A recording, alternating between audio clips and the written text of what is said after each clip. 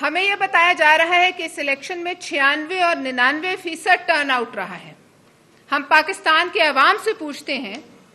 ہم ان تمام سیاسی کارکنوں سے پوچھتے ہیں یا ان تمام ووٹروں سے پوچھتے ہیں جنہوں نے کبھی بھی،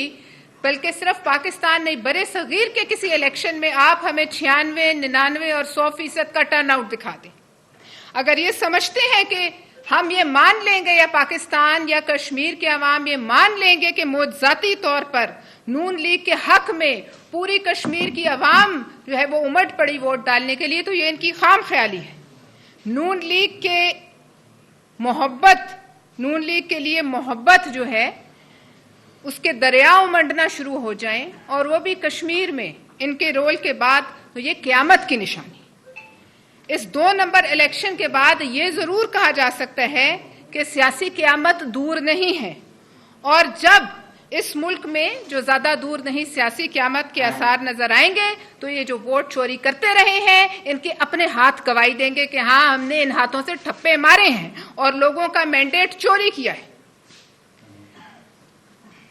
اور ہمیں رونے دھونے کے تانے دینے والوں کو ہم یہ بھی بتانا چاہتے ہیں کہ اس ملک کے عوام کی یادداشت اتنی کمزور نہیں کہ وہ بھول جائیں کہ کس طرح سے بال کھول کے ماتم کرنے کے بعد، سیاسی آنچ تیز ہونے کے بعد، حالات کے بدلنے کے بعد اپنے بال کھول کے ماتم کرنے والے بوریا بستر کھول کر کے اس ملک سے ایک دفعہ نہیں کئی دفعہ جا چکے ہیں۔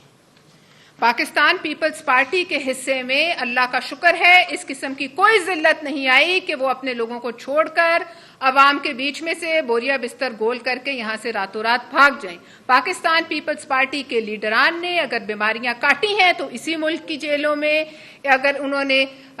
اپنی مشکلیں کاٹی ہیں تو انہی عوام کے دوران اور اپنے کارکنوں کے درمیان۔ اور میں یہ بھی کہنا چاہوں گی کہ وہ لوگ جو صدر زرداری کے مرہون منت آج جہاں بڑے بڑے عہدوں پر بیٹھے ہیں اور براجمان ہیں، آج ان کی اتنی ہمت ہو گئی کہ وہ انہی سے آئینی عہدوں سے استعفوں کا مطالبہ کر رہے ہیں۔ جس حکومت کی یہ حالت ہو کہ اس کے اپنے وزراء اس کا پول کھولتے ہیں اور روزانہ کی بنیاد پر کھولتے ہیں، اور وہ اپنے وزراء کا جواب دینے کے بجائے تھر تھر کانپیں اور اپنے لوگوں کو منع کریں کہ ان کا جواب نہ دیں، تو آپ یہ سمجھ لیں کہ اس حکومت کی سیاسی حیثیت کیا ہے۔ ہم آپ کو یہ بتانا چاہتے ہیں کہ ہم آئینی عہدوں پر ضرور ہیں، اور اگر یہ آئینی عہدے ہیں تو آپ کے عہدے بھی دائمی عہدے نہیں ہیں، آپ کے عہدے جو ہیں وہ بھی عارضی عہدے ہیں، اور آپ کو بھی یہاں ہمیشہ کی بادشاہت نہیں دی گئی ہے، اور نہ یہ مملکت خداداد پاکستان آپ کو لیز پر دے دیا گیا ہے۔ آپ نے پوچھا وہ ایم این اے کہاں ہے جس کو گولی لگی ہے؟ وہ ایم این اے یہی ہے۔ وہ کارکن جو تشدد کی وجہ سے ہلاک ہوا، جس کا آپ مذاق اڑاتے ہیں، وہ خدا کے پاس ہوگا اور وہ آپ کے گریبانوں پہ ہاتھ ڈالنے کی تیاری میں ہوگا۔ اور ہم آپ سے پوچھتے ہیں کہ وہ لوگ کہاں ہیں جو آپ کی سی سی ڈی کے بھینٹ چڑھے؟ وہ تمام لوگ کہاں ہیں جنہیں ایکسٹرا جوڈیشل کلنگز کی نظر کر دیا گیا؟ ہم پوچھتے ہیں کہ کہاں ہیں وہ لڑکیاں، یہ زیادہ پرانی بات نہیں، جو تخت لاہور کے تھانے میں چند دن پہلے قتل ہوئی اور ان کو پولیس کے گھیرے میں زبردستی دفن کر دیا گیا؟ ہم آپ سے پوچھتے ہیں کہ کہاں ہے